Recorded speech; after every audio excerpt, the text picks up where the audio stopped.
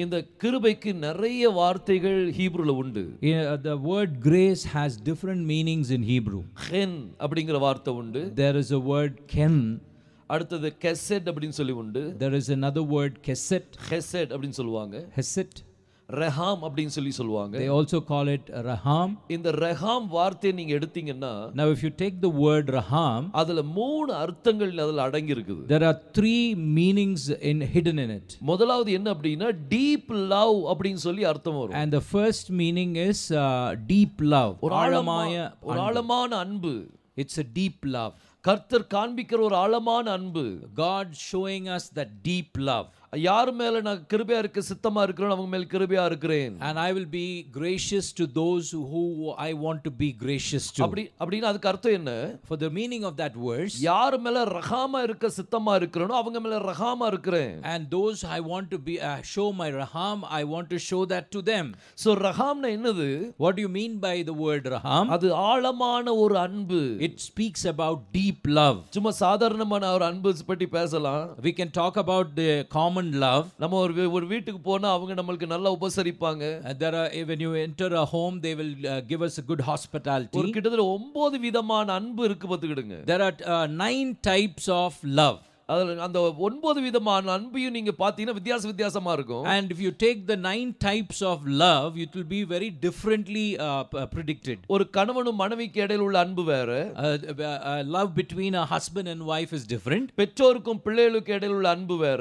Parents and children, that love is within them is different. இப்படி கிட்டத்தட்ட 9 விதமான அன்பு இருக்குது.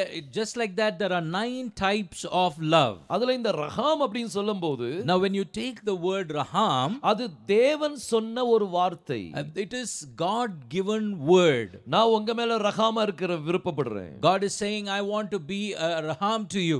நான் என்னுடைய கிருபை உங்களுக்கு காண்பிக்க விரும்புறேன். I want to show my grace over you. So அது அவருடைய ஆழமான அன்பை நம்ம மேல காமிக்கிறார். And God wants to show that deep love towards us.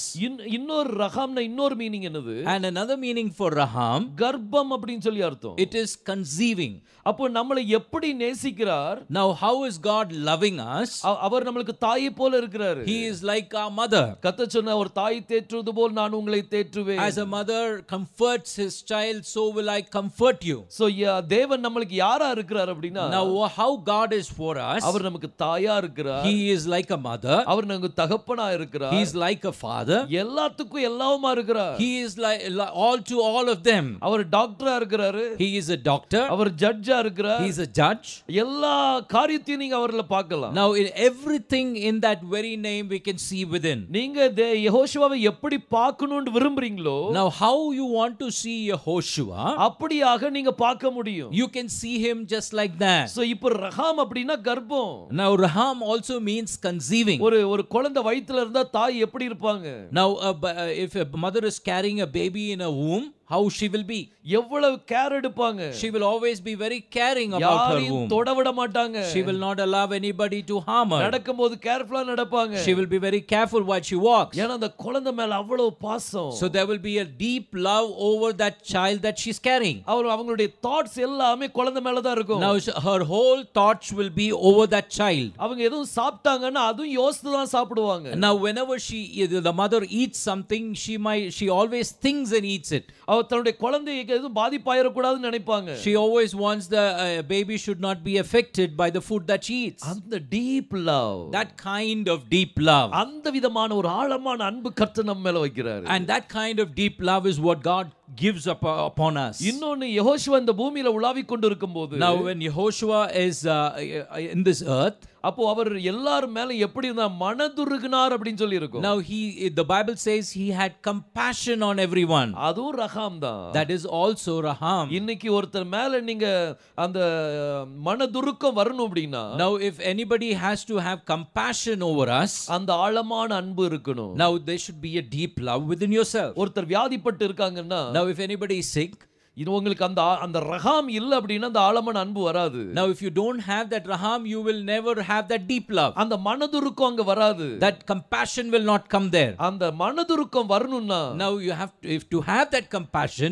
நீங்க ஒரு காரியத்தை நீங்க கர்ப்பத்துல சுமக்க வேண்டியிருக்கு. now you need to carry or conceive your in that womb. யாரெல்லாம் வியாதிப்பட்டு இருக்காங்களோ, Now those who are sick, அவங்களை நீங்க கர்ப்பத்துல சுமந்த மாதிரி சுமக்கணும். now you need to carry them as the mother carries the child in the womb. அவங்களுக்காக அந்த பாரத்தோடு ஜெபிக்கும்போது, You need to pray with that kind of burden. அந்த ஒரு மனதுருக்கத்தோடு ஜெபிக்கும்போது, Now when you pray with that compassion, அந்த ரஹாமோடு ஜெபிக்கும்போது, when you pray with that raham, கர்த்தர் அங்க அற்புதத்தை செய்றார். God will do a miracle there. அது கண்டிப்பா நடக்கும். And that will happen very truly. சிலவங்க ரொம்ப மன பாரத்துல ஜெபம் பண்ணுவாங்க. Now many people will pray with full of burden. அந்த ஒரு உடைந்த உள்ளத்தோடு ஜெபிப்பாங்க. They will pray with a broken heart. அங்க ஹீலிங் நீங்க பார்க்க முடியும். You can see the healing that in that place. இன்னைக்கு அந்த ரஹாம் நம்ம மத்தியில இருக்கிறாரு. Now that raham is in the midst of us. அவர் mister Raham. I mean, he is our Mr. Raham. நம்மள மிஸ்ஸஸ் ரஹாமா மாத்த விரும்புறாரு. Now he wants us to be the Mrs. Raham. அவர் வார்த்தையா இருந்தா நம்மளும் வார்த்தையா மாறணும். Now if he is the word, then we also will transform as his word. வார்த்தையோட தான் கல்யாணம் முடிக்கும். Now only a word will marry with a word. ஒரு கழுதை கோவேரி கழுதைய கல்யாணம் முடிக்காது. Now a donkey will not get married to a mule. Right? M-U-L-E.